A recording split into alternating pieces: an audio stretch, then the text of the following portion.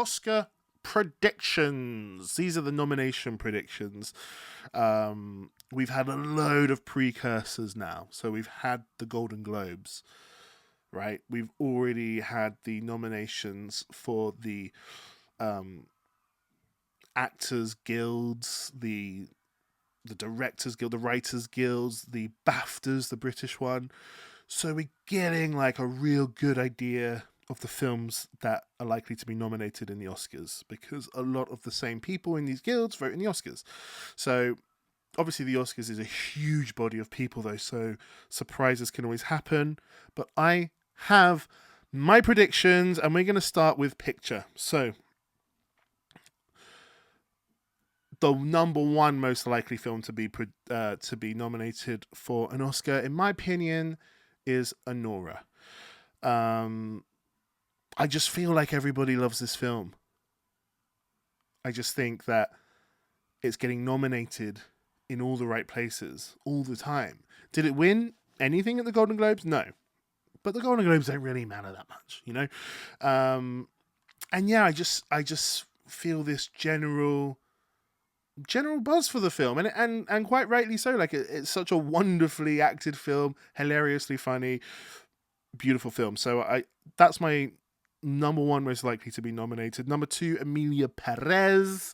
I do feel like the discourse around this film is kind of mixed, and kind of there's a bit of backlash on this film, if I'm honest with you. And I didn't even really like this film. So I do think, even though it's getting nominated in all the right places, I do think eventually that backlash is going to catch up with it, and I'm not sure it's going to win everything that it gets nominated for, if I'm honest with you. So I do think it's slipping slowly but surely. But that's my number two. Number three, The Brutalist. I haven't seen it, but just from how it's being nominated everywhere, it's got to be in the list. Number four, we got Conclave. Great film, totally the type of film that the Academy would like. You know, just a good drama, lots of great dialogue and great acting. Now, my number five is not one that the Academy would normally like, but I think it's just had such a tremendous run, and I think it's gaining momentum, and that is The Substance. That was like my number two movie of last year. I thought this movie was excellent, and you know, Demi Moore is really sort of gaining a lot of, I think, industry love, and I just think that film is doing so well. So that's my number five now, and that's not the sort of film. It's a body horror, gross out movie, you know, and it's not the sort of film that the Oscars usually go for. But I think this could be the year. Number six, I've chosen Wicked. I just think it's a little bit undeniable. A little bit. Like, it's just done so well. It's made so much money. So many people have seen this film, right? And that's always important. Like, enough people have to actually see the film to vote for it. And I think both Wicked and my number seven film, Dune 2, have that in its favor. A lot of people saw Dune 2. A lot of people love Dune 2. A lot of people thought it was the best film of like the year. So yeah, that's my number seven. Number eight, I have A Complete Unknown. I just think the Academy loved Timothée Chalamet. When James Mangold does films for the awards, he usually gets them nominated, like Walk the Line and the racing film he did recently. Now, number 9 and 10, this is where it gets kind of tricky, because I think all those ones that I just mentioned, I think all those are pretty much set in stone. But 9 and 10 is where it gets tricky. So for me, in my opinion, going by what's been nominated in these precursors, I'm personally going for A Real Pain. So the Jesse Eisenberg film with Kieran Culkin, the comedy about the tour around Poland and the sort of concentration camps.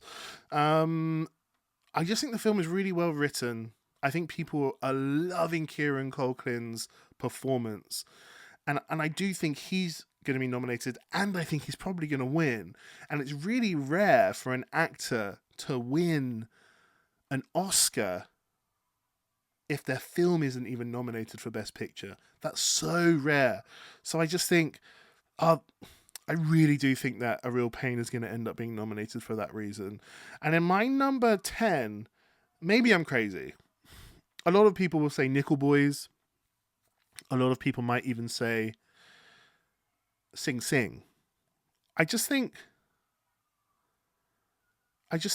neither of those two have had as many nominations as this next film. And I'm not saying this next film has had nominations in Best Picture necessarily, but so many acting nominations.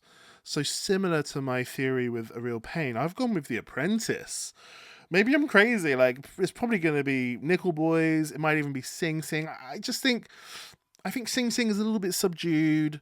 I think Nickel Boys maybe just hasn't quite got enough nominations previously. So I think The Apprentice could be it, the Donald Trump film, you know, and yeah, well, I guess we're gonna see.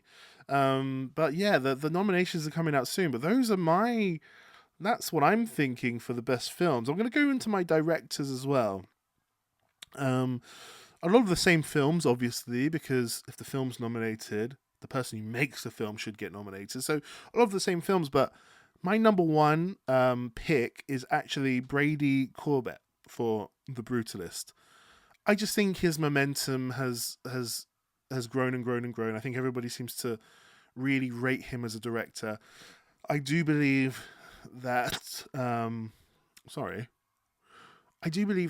he made the film really cheaply, and it looks like extravagantly sort of expensive.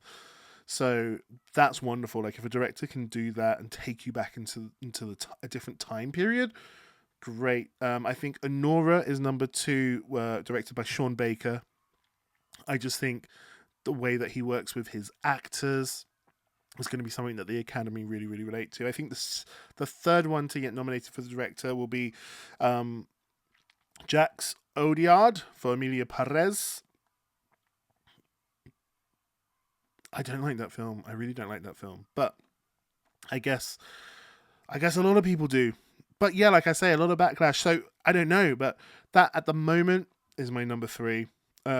Coralie Fargiate, or however you say her name. She's the director of The Substance. And yeah, I do think they're going to want to have a female director on there, and I think that's the film for it. So that's exciting. I'll be very, very happy if she gets nominated for Best Director. And then number 5, I've got Edward Berger for Conclave. Again, really well directed. When a film is as riveting as Conclave, but it's just old men talking, then you know it's been directed well. Like, it's directed almost like an action film, even though it's just old men in rooms talking. It's thrilling. The film is thrilling, and that's all down to the directing. Like, it would be great if Denis Villeneuve for Dune Part 2, but I really don't think that's going to happen. John M. Chu, I just don't think that's going to happen either for Wicked. So yeah, those are who I've got for directing. I am going to go into the acting categories next. So for Best Actress, number 1, I've got Mikey Madison. But I'm split. Like, I'm so close. I go back and forth a lot. Mikey Madsen or Demi Moore.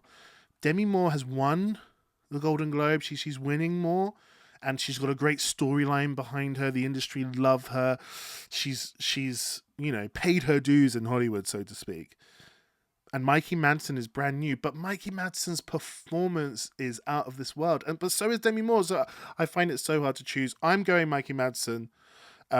Just because I think the film is a tiny bit better. Demi Moore is my number 2 pick for The Substance. Now, number 3, I've actually got Cynthia Erivo for Wicked. Again, I think Wicked is a little bit undeniable at the moment, and she is such a strong part of that. That film made so much money. So many people adore that film that I think they're just going to want to give it its flowers. And yeah, they're going to give Cynthia Erivo.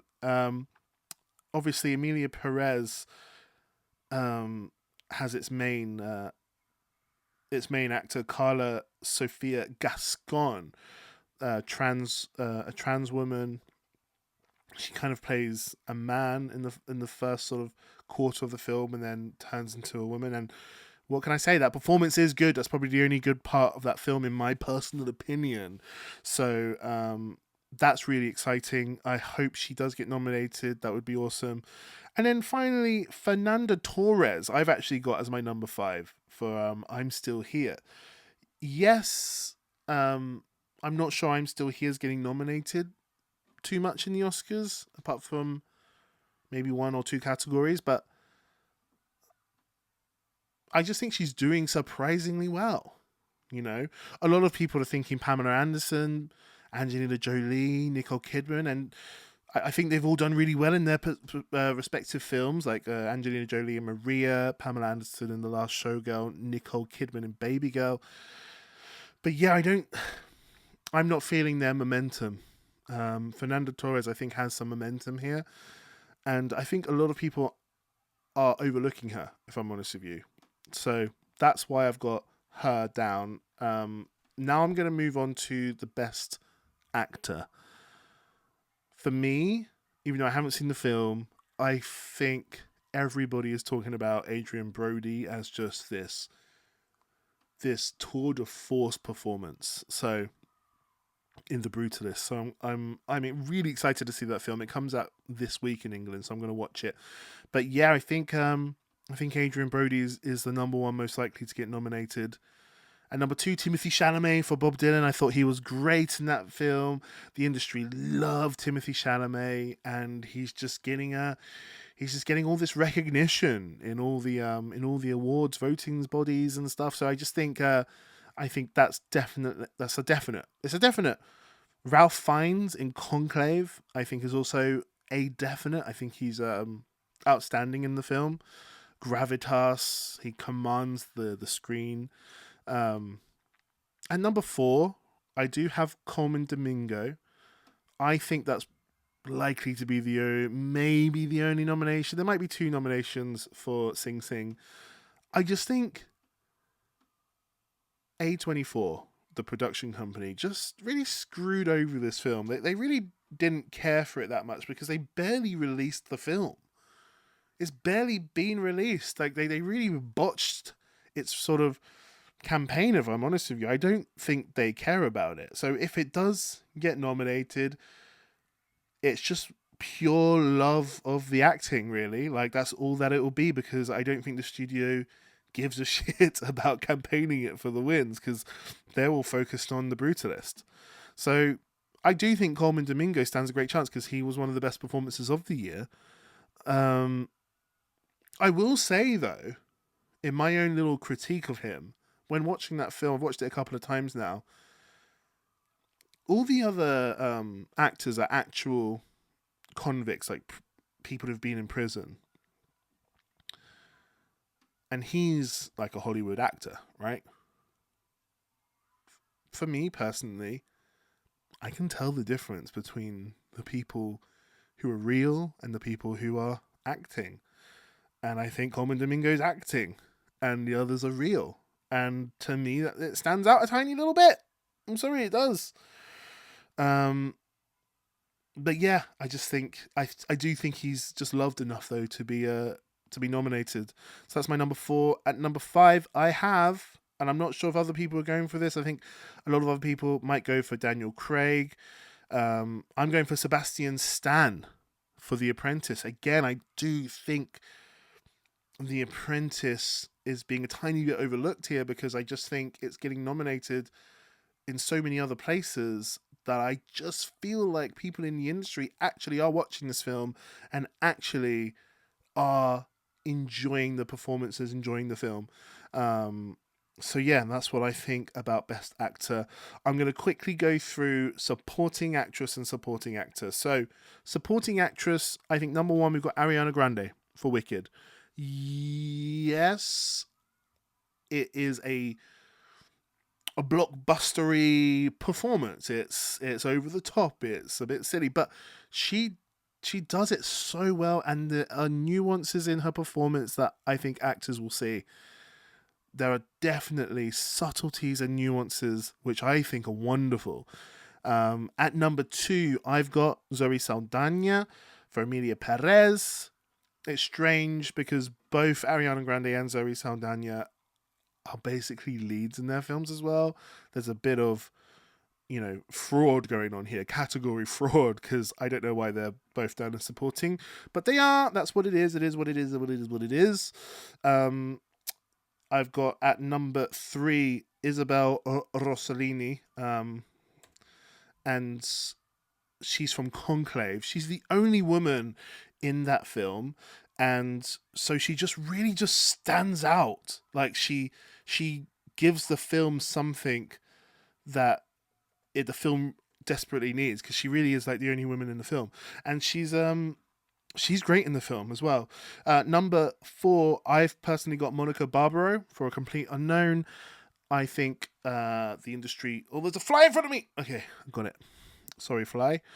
I think the industry are really enjoying this film. She does a great job. Worthy performance.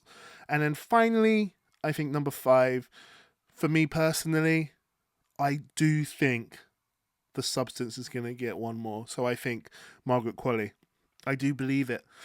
Maybe I'm going to be wrong, but I personally, I'm sticking my neck out there for Margaret Qualley, because she does a great job opposite the outstanding performance from Demi Moore. She's the other half of that performance, basically. So I think she could do it. Now, maybe the most predictable category is Best Supporting Actor. Kieran Culkin, number one. He's going to win. He's going to win. He's winning everything. Everybody loves him. There's that wonderful bit in the film that he kind of improvises. And Jesse Eisenberg, who wrote the film, is like, I wrote a very specific script. And I was like, what happens if I let him improvise? And there's a bit where he does a little bit of improv. He walks over to a lady walking in the background, and he's allowed to just go comfort her, basically. And the way he does it is he goes, hey, why are you walking on your own? Are you a fucking loser or something? Like, that's his improv for comforting her. Are you a fucking loser or something? But it's said with like a comforting love. Like, it's a great bit of acting. Like, he's wonderful in the film. He never says the thing you expect him to say, but he's consistent. It's really, really great. Great performance. Number two, I actually have Yura Borisov from Anora. I just think in a film that's so crazy, so loud, full of shouting characters with big personalities, and, just these funny, farcical moments that are happening in the film, and he's this calm, understated presence. And by the end of the film, he just leaves a big impact on you. You're just like, damn, I'm going to remember that character for a long time. He leaves a big impact on you. And he does it so well. That's hard to do in a film full of big performances. Number three, I think Guy Pearce from The Brutalist has got a good chance. My number four pick is Jeremy Strong, The Apprentice. The same thing I've said before. I just think The Apprentice is going to get its flowers. I think it's slowly getting these nominations here and there and everywhere, and I think it's going to get to this, and it's going to be like, boom. This is the combination of all of that. And then number five, I've gone back and forth a lot. Ed Norton, Stanley Tucci, but nah. Denzel Washington, nah. I think it's likely going to be Clarence Macklin for Sing Sing, who in my opinion was better than Common Domingo. I think Clarence Macklin in Sing Sing is exactly kind of what I just said. He's real. He feels real in that film. Common Domingo feels like an actor performing very, very well. Common Domingo comes across as an actor who performs extremely well. Clarence Macklin comes across as real. He's great. He's wonderful. So that's what I'm going to do in terms of my Oscar nominations. They actually come out soon. I'm so excited. And then I'll do videos on who I think is going to win. yeah, I just think this is a great year. In my personal opinion, I think it's a really good year and an exciting year that's not just like all these films. Like the only person sweeping at the moment is Kieran Culkin, in my opinion. Everything else is a little bit up in the air. So we're gonna see. We'll see who's right. Hopefully, I got a lot of those right. Tell me your predictions. I'd love to know who you think is gonna win and who you think is deserving of a nomination. Um, but yeah, until then, guys, have a popcorny day.